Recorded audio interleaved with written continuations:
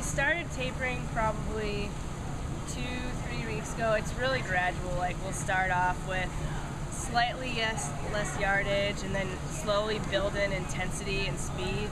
And like by this week is pretty easy. I mean, we have a 45-minute practice just to get in and loosen and swim fast. Yeah, and a lot of like outside stuff, I feel like we sit a lot more, which isn't very exciting, but it's something you have to do. You have to like make sure you're eating right, like don't gain weight since we're doing like less yardage. You have to make sure that you're just kind of mentally preparing to.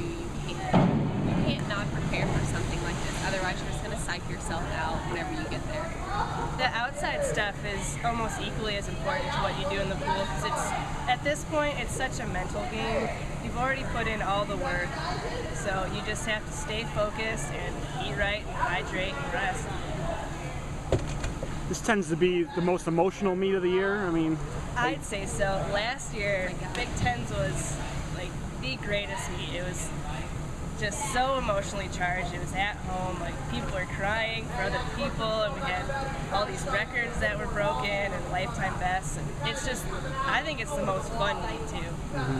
It does, like, it's very fun, but you have to like learn to control your emotions. Like I remember before my like 100 free, I didn't watch most of Caitlin's miles. I was like, you have to stay calm, like stay focused, don't get excited to like the last 150 or something like that. Like you have to learn to control your emotions, and if you have a good swim or bad swim, be excited for a few minutes, but then get back to business and get ready for your next race. so that's something you guys have learned then, that emotional roller coaster, not to have so many ups and downs. It'll help you compete better. Yeah, it does. If you're just focusing on one race at a time, it just makes it a lot easier. It's kind of hard to do because if you had a really bad swim, obviously you're going to be thinking about that, but you have to just learn to be like, well, that one's done. Next race, let's see what happens. I've noticed at home the relays seem to really get the crowd into it, and I would imagine at the Big Tens it's even to another extent. You guys swim on relays. Are those the most exciting things to be in? Relays are huge. Just one, it's double points, so that's huge. And then two, you only get one. Like your team only has one relay. It's 4 girls. You're swimming for more than yourself. Like the whole team is riding on this, because usually whatever place you get in relays is the place you get overall. It just so points. Usually tends to work out like that. I know last year we were kind of not really all over the place, but we had like the one get second place, one get third, another. So we were kind of all over the place on that. But usually from past, I know when we got 6th at Big Tens, it was like everything was got 6th. in the We relays. both got 6th place. All our relays got 6th place. It's kind of like, oh.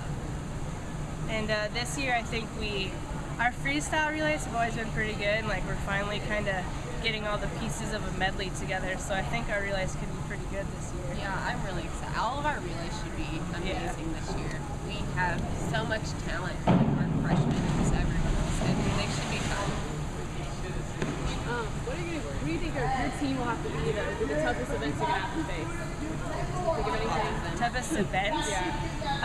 There's a couple events where we don't really have the most depth, but we just have to take advantage of the events where we do have a lot of people in and just get a second swim, basically, to make it back to finals. Because if you're in the fast heat or the console heat, you automatically score points. So you just have to get it done in prelims so we can score. And the Big Ten's so deep in everything that I don't think there's a single easy event. Like, no, you always have people in events who are some of the top at NCAAs. Like, it's really fast. You have to go your best time in the morning or else you're not going to make it back. Okay, good luck, ladies. Thanks.